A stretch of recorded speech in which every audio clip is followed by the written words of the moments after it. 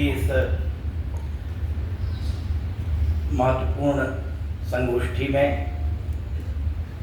मंच पर उपस्थित पूज्य वैदेही वल्लभ शरण जी महाराज, उनको सादर प्रणाम करता हुआ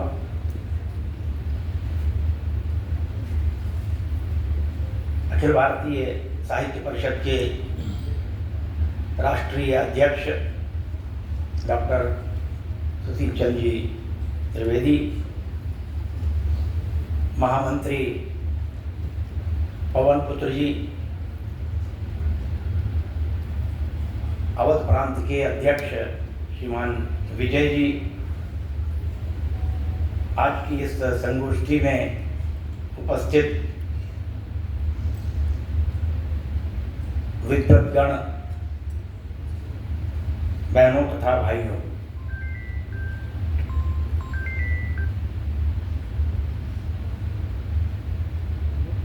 भूमिका में पवन पुत्र जी ने इस संगोष्ठी का जो विषय है बहुत अच्छी तरह से उसको प्रतिपादित किया है। हम सब जानते हैं कि मैकाले ने 1835 में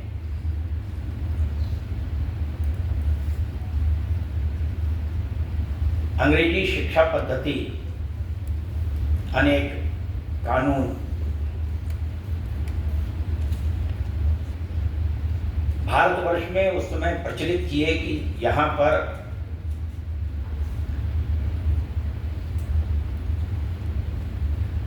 पाश्चात्य ढंग से सोचने वाले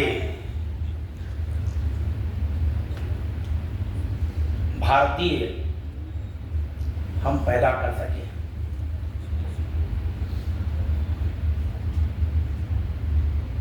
तीन बातें उस समय हम देखते हैं। अंग्रेजी में उसको कहा डी नेशनलाइजेशन, डी हिंदुआइजेशन और डी सोशलाइजेशन।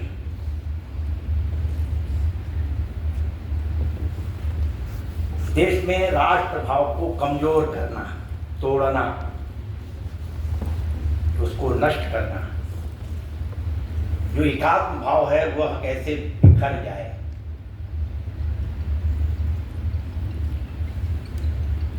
समाज के अंदर धर्म के आधार पर जो एक सूत्रता है उसको भंग करना,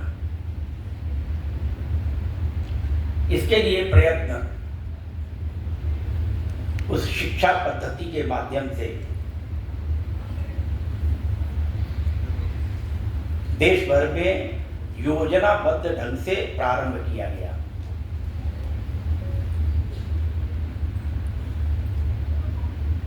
अपने देश के उस समय के स्वाधीनता प्राप्त करने की इच्छा से जो कार्य कर रहे थे, उन्होंने तीन बातों को अपने सामने रखा: स्वधर्म, स्वदेशी और स्वराज।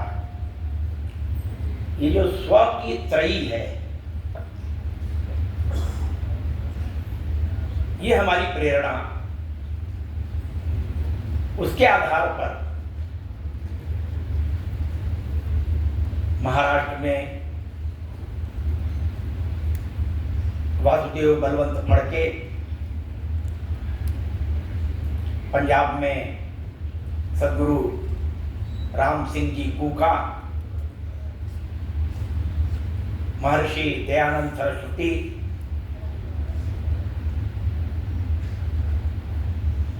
स्वामी विवेकानंद और भगिनी निवेदिता,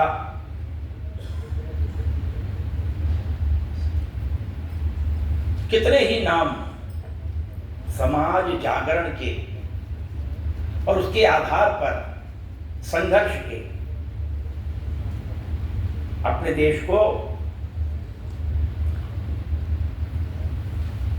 फिर से हम कौन हैं उसको जानकर समझकर उसके आधार पर आगे बढ़ने का।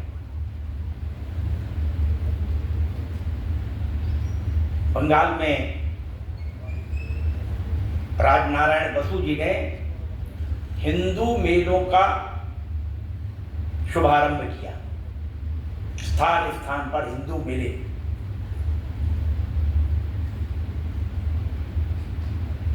उसी समय स्वामी श्रद्धानंद जी ने हरिद्वार में गुरुकुल कांगड़ी का प्रारंभ किया। शिक्षा के क्षेत्र में जागरण के लिए। महामना मदन मोहन मालवीय जी 1916 में काशी हिंदू विश्वविद्यालय की उन्होंने स्थापना की।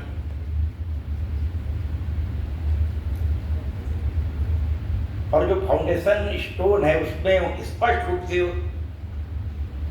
उल्लिखित किया कि हम ये विश्वविद्यालय क्यों बना रहे हैं।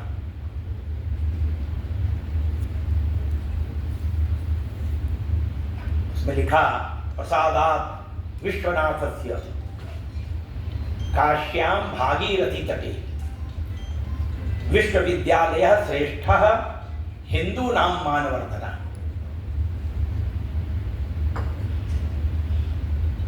जो विश्वविद्यालय की स्थापना कर रहे हैं वो हिंदुओं के मानवर्धन के लिए कर रहे हैं।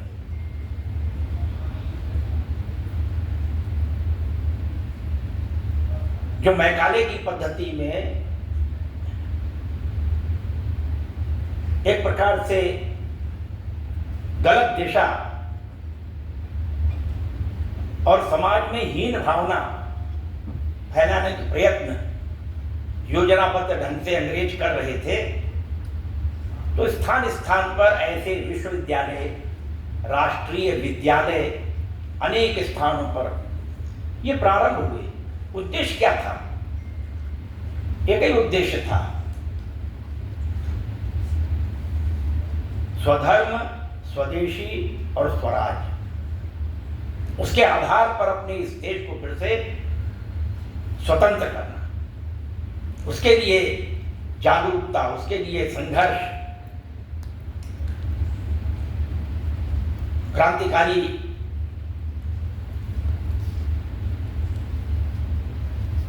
राम प्रसाद बिस्मिल कहते हैं,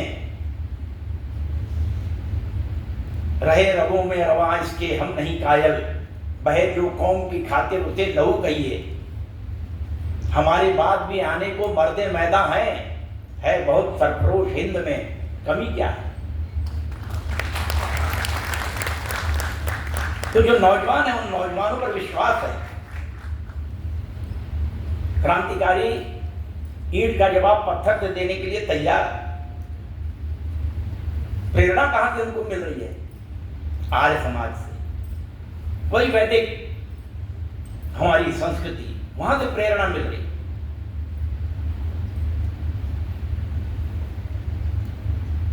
स्वाधीनता संग्राम के समय जो अपने देश के प्रसिद्ध वैज्ञानिक, उन्होंने भी 19वीं 20वीं शताब्दी में अपना योगदान किया है।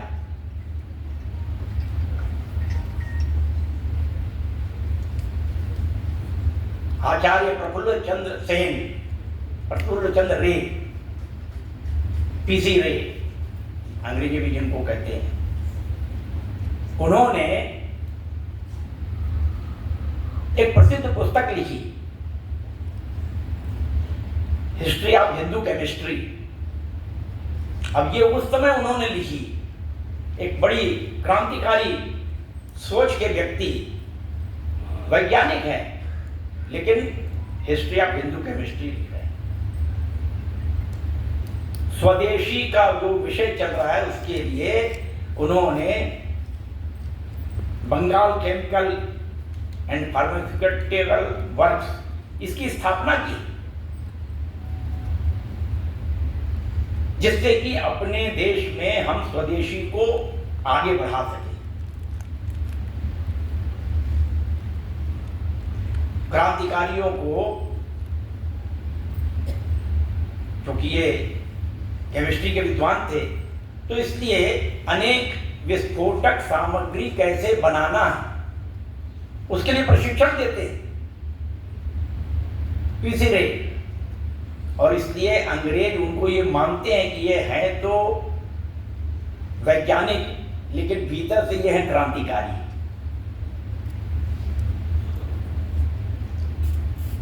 आचार्य जगदीश चंद्र बसु, जिन्होंने संपूर्ण विश्व में भारत के ज्ञान और विज्ञान का डंका बजाया, 1884 में जब वो फिजिक्स से पढ़ाई पूरी करके और भारत लौटते हैं, तो बंगाल में कोलकाता में प्रेसिडेंसी कॉलेज में वहां पर अध्यापक के नाते से कार्य प्रारंभ करते हैं। शायद भारतवर्ष में सत्याग्रह सबसे पहले अगर किसी ने किया होगा तो जगदीश चंद्र बसु ने। वहां पर कॉलेज में 2 प्रकार की व्यवस्था थी।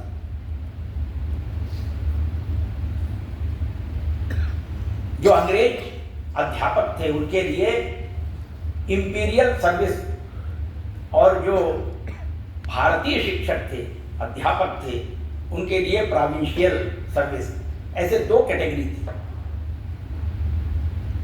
और जो प्रोविंशियल सर्विस में जो भारतीय थे उनसे कहीं ज्यादा वेतन इंपीरियल सर्विस वाले अंग्रेजों को मिलता था, भारतीयों को उनसे 1/3 मिलता था, तिहाई। ये जो भेदभाव उन्होंने देखा तो उसके विरोध में 3 वर्ष तक जगदीश चंद्र बसु ने तनख्वाह नहीं ली, वेतन नहीं लिया, सब कार्य करते रहे। जो भी कार्य उनको सौंपा जाता था अध्यापक के नाते से, वहां की व्यवस्था के नाते से, सभी कार्य वो करते रहे। लेकिन उन्होंने जो सत्याग्रह का स्वरूप बनाया वह वेतन नहीं लिया 3 वर्ष तक, उस भेदभाव के खिलाफ। और बाद में जो अंग्रेज अधिकारी थे उनको झुकना पड़ा और उनकी बात माननी पड़ी। तो ये जो उस समय के जो वैज्ञानिक थे, भारत की स्वतंत्रता में उनका भी बहुत बड़ा योगदान है। डॉक्टर महेंद्र लाल सरकार अपने कुछ साथियों को लेकर के उन्होंने एक स्वदेशी वैज्ञानिक संस्थान की स्थापना की, जिसमें नए नए वैज्ञानिक वहां प्रशिक्षित होकर के देश की सेवा कर सके। Indian association for cultivation of science एक संस्था बनाई और उसमें नए नए वैज्ञानिकों को प्रोत्साहित करते थे, वहां प्रशिक्षित करते थे। उद्देश्य यही था कि भारतवर्ष को समृद्ध करना, भारतवर्ष में जो ज्ञान और विज्ञान है उसकी परंपरा को आगे बढ़ाना, नए नए नौजवानों को, देशभक्तों को खड़ा करना। राष्ट्रीय स्वयंसेवक संघ के संस्थापक डॉक्टर केशवराव बलिराम हेडगेवार जी, वो भी कोलकाता में गए तो थे मेडिकल की पढ़ाई करने के लिए, लेकिन उसके साथ साथ जो योजना थी उस योजना के तहत अनुशीलन समिति में वहां जाकर के वे उसके सदस्य बने, जो क्रांतिकारियों की संस्था थी।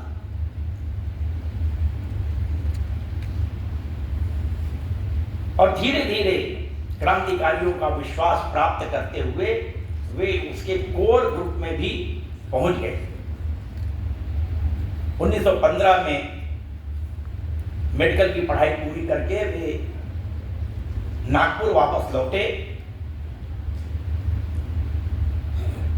वहां पर उन्होंने लगभग 200 क्रांतिकारियों का एक अच्छा समूह तैयार किया। महाराष्ट्र, मध्य प्रदेश, राजस्थान, ये सब एरिया उनको दिया हुआ था।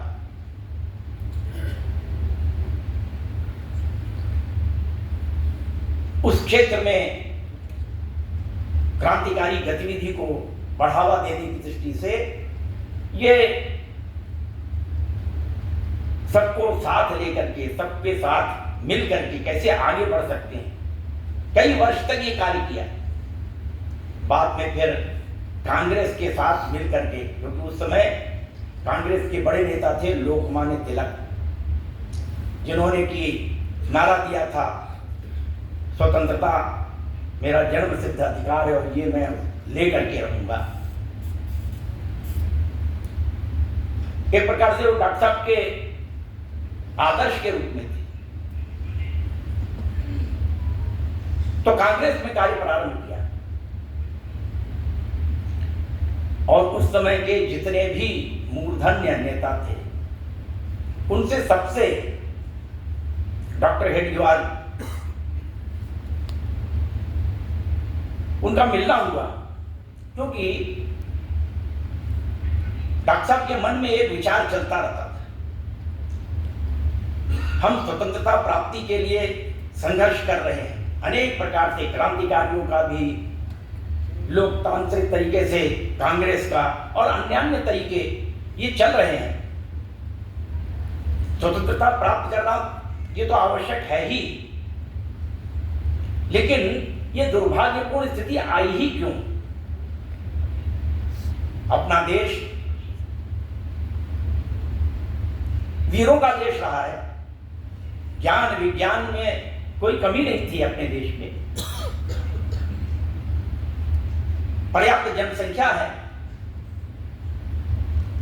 मुट्ठी भर लोग बाहर से आते, कभी इस्लामिक आ गए, कभी वो लूट के चले गए। उन्होंने जब देखा कि हम राज्य कर सकते तो उन्होंने स्थान स्थान पर राज भी किया। ये बात सही है कि वो टिक करके रह नहीं पाए। जो राजा थे उनकी जय पराजय हुई, लेकिन जो समाज था उस समाज ने पराजय कभी स्वीकार नहीं की। और उस समय जो भारत की आध्यात्मिक प्रेरणा, साधु संत, उन्होंने एक बड़ा आंदोलन प्रारंभ किया, हिंदू समाज के सब लोगों को साथ लेकर के भक्ति आंदोलन। मंदिर टूट रहे थे, मूर्तियां टूट रही थी, भयानक अत्याचार हो रहे थे, तलवार के जोर पर मतांतरण चल रहा था। एक बड़ी ही विषम परिस्थिति, उस विषम परिस्थिति में समाज की आस्था विश्वास बना करके रखना, भक्ति आंदोलन ने यह बड़ा ही महत्वपूर्ण कार्य किया। समाज को जोड़ने का पूज्य रामानंदाचार्य जी महाराज सभी प्रकार के जाति भेद के ऊपर उठ सबको जोड़ने का काम, जाति पात पूछे नहीं कोई, हरि को भरे तो हरि का होई, सबको जोड़ने का काम। और उस समय जो चले गए थे, इस्लाम स्वीकार कर लिया था, भय से, लोभ से, लालच से, उनको कैसे वापस लिया जाए, यह भी कार्य इन साधु संतों ने, प्रबुद्ध लोगों ने उस समय यह भी कार्य किया। तुलसी की माला पहना दी, गंगा जल का आचमन कराया, राम नामी पहनाई और राम नाम का मंत्र दिया और तब पुनः जिसको आज हम कहते हैं घर वापसी बड़ी मात्रा में स्थान स्थान पर किया है। तो एक भक्ति आंदोलन समाज में चला। डॉक्टर हेडगेवार ये विचार कर रहे थे कि ये बात ठीक है कि हम यहां पर स्वतंत्रता प्राप्त करेंगे, अंग्रेजों को यहां से बाहर हम खदेड़ेंगे, निकालेंगे, लेकिन अपना समाज अगर दुर्बल रहा, कमजोर रहा, तो ऐसी क्या गारंटी है कि फिर से दूसरा कोई बाहर का आक्रमणकारी आकर हमारे ऊपर शासन न करने लगे। जब तक कि अपना समाज सशक्त नहीं होगा, संगठित नहीं होगा, और इसलिए उस समय के जितने भी मूर्धन्य नेतृत्व के लोग थे, नेताजी सुभाष चंद्र बोस, महामना मदन मोहन मालवीय जी महाराज, महात्मा गांधी जी, लोकमान्य तिलक, महर्षि अरविंद, सभी से उनका विचार विमर्श हुआ और सभी ये चाहते थे कि कोई एक संगठन खड़ा होना चाहिए।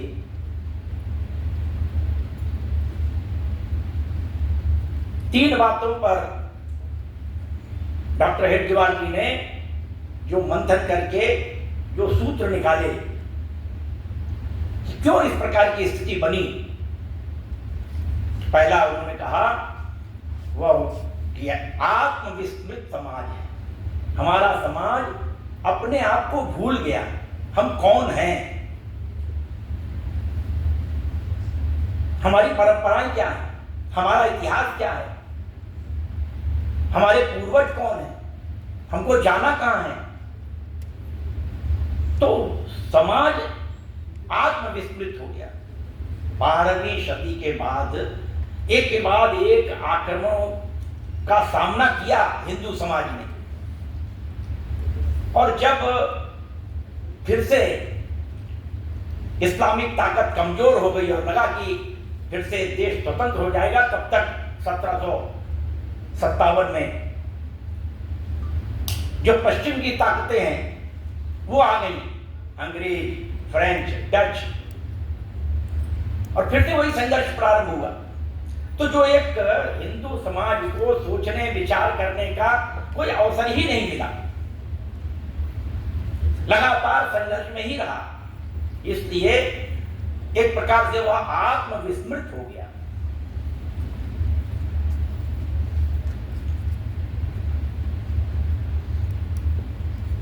जानबूझ करके अंग्रेजों ने भारत के इतिहास को विकृत करना प्रारंभ किया। मैकाले का तो उद्देश्य ही था, और उसके आधार पर जो भारतवर्ष में आए ही नहीं ऐसे तथाकथित इतिहासकारों ने भारत का इतिहास लिखा। भारत तो एक राष्ट्र है ही नहीं, ये तो कई राष्ट्रों का जोड़ है, ये तो उपमहाद्वीप है। क्योंकि पश्चिम में जो वहां नेशन की जो थ्योरी आई, उसको यहां उन्होंने जैसा का तैसा लागू करने का प्रयत्न किया।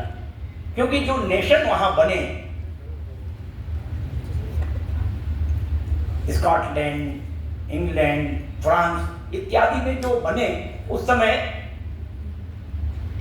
तीन बातों को लेकर के नेशन उस समय बने वहां। एक तो भाषा, भाषा के आधार पर नेशन बने, दूसरा रिलीजन, और तीसरा कोई न कोई राजा, उसके आधार पर वहां नेशन, और वो नेशन स्टेट वो राजनीतिक एक प्रकार से नेशन है, छोटे छोटे नेशन। लेकिन उसके पीछे की जो पृष्ठभूमि थी, वो पीछे की पृष्ठभूमि या तो रिलीजन था, या तो वहां की कोई लैंग्वेज थी, या तो फिर कोई ना कोई राजा था, उसके आधार पर वो बनी। और वहां पर कई बार राजा भी जो रिलीजन को एक प्रकार से उसका प्रमुख था, हस्तक्षेप करता था, राजा पोप को हस्तक्षेप करता था। तो फिर उसमें जो सेकुलर का जो विषय आया, वो वहां से आया कि राजनीतिक हस्तक्षेप जो रिलीजन है उसमें ना हो, तो वो सेकुलर बना। भारतवर्ष में भी उन्होंने देखा कि यहां तो अनेक भाषाएं हैं, तो अनेक भाषाएं हैं तो अनेक नेशन है, इसलिए एक नेशन है नहीं यहां। जबकि हम कहते हैं कि अपने यहां तो राष्ट्र, यह प्राचीन काल से नेशन और राष्ट्र ये कोई समानार्थी शब्द नहीं है, ये भी ध्यान में रखने की बात है। अपने यहां अथर्ववेद में कहा भद्र मिक्षंत विषयत्वर्विदः तपो दीक्षा उपासे दुर्ग्रे ततो राष्ट्रम बलमोजश्च जातम। अथर्ववेद में हजारों साल पहले कह रहे हैं कि ऋषियों ने जो समाज को एक दिशा देने के लिए, संपूर्ण विश्व को सुख शांति के लिए राष्ट्र का निर्माण किया, अपने तप से, बल ओज से उसको समृद्ध किया। और इसलिए राष्ट्र के लिए कहा गया कि राष्ट्र के लिए 3-4 बातें आवश्यक। एक निश्चित भूखंड चाहिए,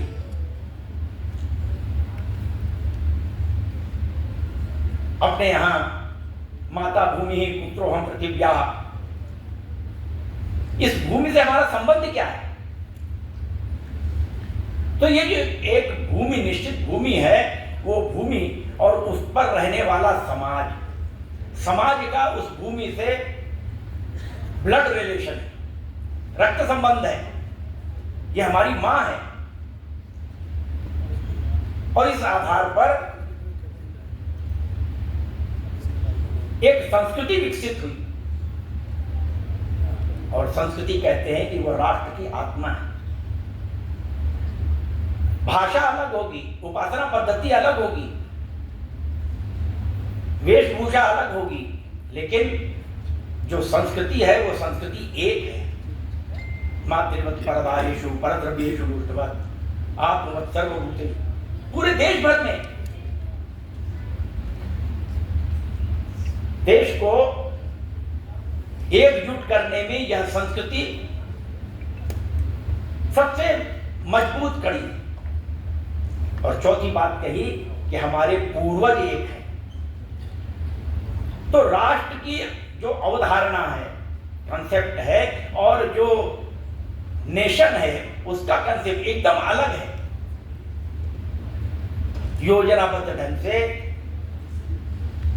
अंग्रेजों ने वो अपना जो कंसेप्ट है वो भारत पर लादा, और अनेक प्रकार की गलत बातें इतिहास में, आर्य कहीं बाहर से आए, यहां पर द्रविड़ थे, उनसे संघर्ष हुआ और दक्षिण भारत में उनको खदेड़ दिया। अब उस समय तो उन्हीं का राज्य था, अंग्रेजों का राज्य था, तो इसलिए उन्होंने जो कहा वही प्रमाण हो गया। लेकिन आज के इतिहासकार, उन्होंने जो अध्ययन किया उसमें से इस बात का कोई प्रमाण नहीं है कि कहीं कोई आर्य और द्रविड़ों का कोई संघर्ष हुआ भी था। कोई एक प्रमाण नहीं, केवल अंग्रेज वाक्यम प्रमाणन हो गया था। उन्होंने बोल दिया तो वही प्रमाण हो गया।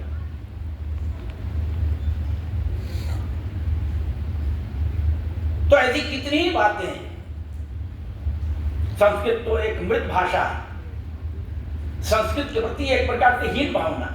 आज जबकि सब कह रहे हैं, अध्ययन कर रहे हैं, सबसे ज्यादा और योग्य भाषा कंप्यूटर के लिए वो संस्कृत है, लेकिन संस्कृत तो एक मृत भाषा। ऐसी कितनी ही बातें जानबूझ करके फैलाई, एक नैरेटिव जिसको आज कहा जाता है, एक ऐसा नैरेटिव जानबूझ करके गढ़ने का प्रयत्न किया कि भारतवर्ष का ये तो एक पिछड़ा है, हमको तो पश्चिम का ही अनुकरण करना है, वो विकसित है। जानबूझ करके इस प्रकार का यह 1857 का जो स्वतंत्रता संग्राम, वीर सावरकर ने जो पुस्तक लिखी, और उस पुस्तक की प्रेरणा से कितने ही क्रांतिकारी उन्होंने देश के लिए बलिदान किया। 1857 का प्रथम स्वतंत्रता संग्राम, अंग्रेजों ने कहा ये तो एक छोटा मोटा विद्रोह था, कारतूस में जो है वो गाय और सुअर की चर्बी थी और इसके कारण से ऐसा विद्रोह हो गया। उसके पहले झांसी की रानी लक्ष्मीबाई, तात्या टोपे, नाना साहब पेशवा योजनाबद्ध ढंग से, और उस समय का अगर इतिहास पढ़े तो भारतवर्ष को जगाने के लिए ये कार्य हुआ है। गांव गांव में रोटी जाती थी, जो छावनी थी मिलिट्री एरिया, वहां पर रक्त कमल जाता था। उसके आधार पर एक निश्चित तारीख तय थी कि उस दिन एक साथ विद्रोह, एक प्रकार से भारत को स्वतंत्र करने का प्रयत्न करेंगे एक साथ। लेकिन दुर्भाग्य से बैरकपुर छावनी में एक घटना घट गई जिसके कारण से मंगल पांडे ने उस समय जल्दीबाजी कर दी और उसके कारण से वह बंगाल से जो प्रारंभ हुआ तो बिहार, उसके बाद फिर उत्तर प्रदेश के वाराणसी है, लखनऊ है, कानपुर होते हुए और दिन, तो अंग्रेजों को ये जो एक स्वतंत्रता का जो प्रयत्न हुआ उसको दबाने में उनको सफलता मिल गई। अगर एक साथ हुआ होता जैसी की योजना थी तो शायद भारतवर्ष 90 वर्ष पहले ही स्वतंत्र हो जाता। तो ये जो प्रयत्न चल रहे थे, ये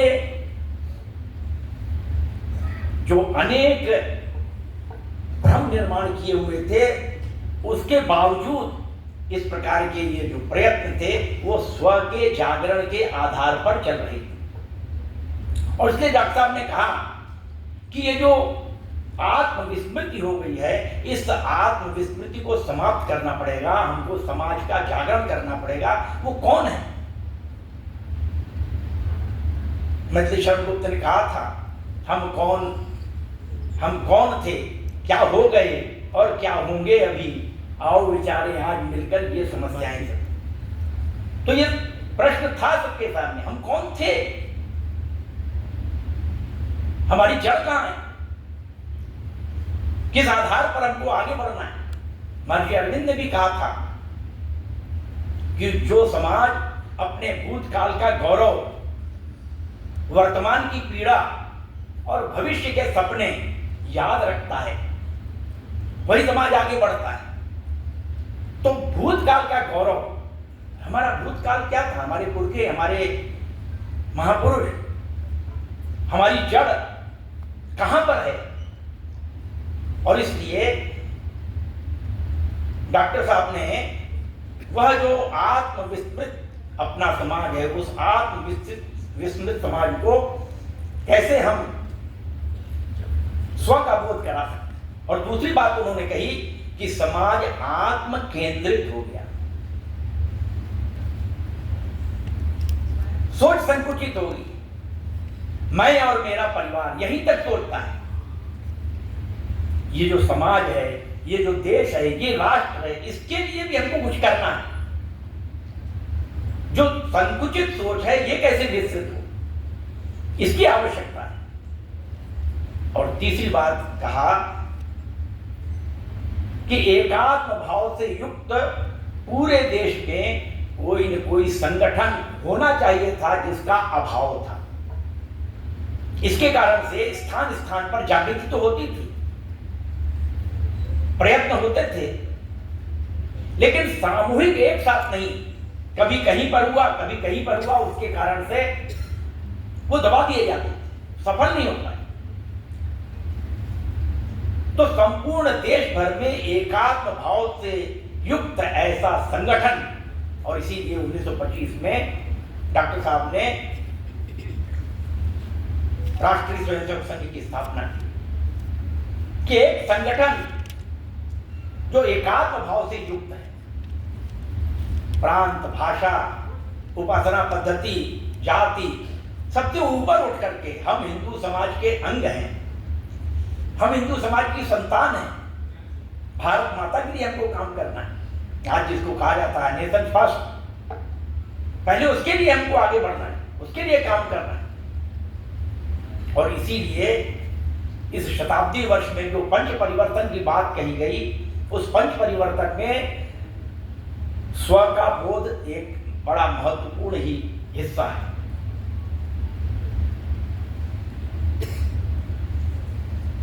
अगर हम अपने को जानेंगे तभी हम आगे बढ़ने का एक अपना लक्ष्य तय कर सकते हैं।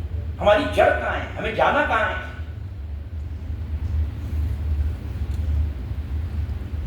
एक सुभाषित में कहा है, श्रूयताम धर्म सर्वस्वम श्रुत्वा चैवावधार्यताम आत्मनः प्रतिकूलानि परेशान न समाचरेत्। अब ये जो स्व का बोध है उसके आधार पर ही हम कैसा व्यवहार करें।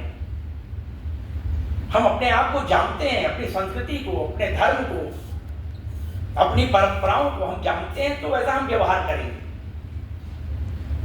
इसलिए हमारा व्यावहारिक दर्शन क्या है, उसको यह प्रदर्शित करता है कि हम ऐसा व्यवहार न करें जो हमें पसंद नहीं।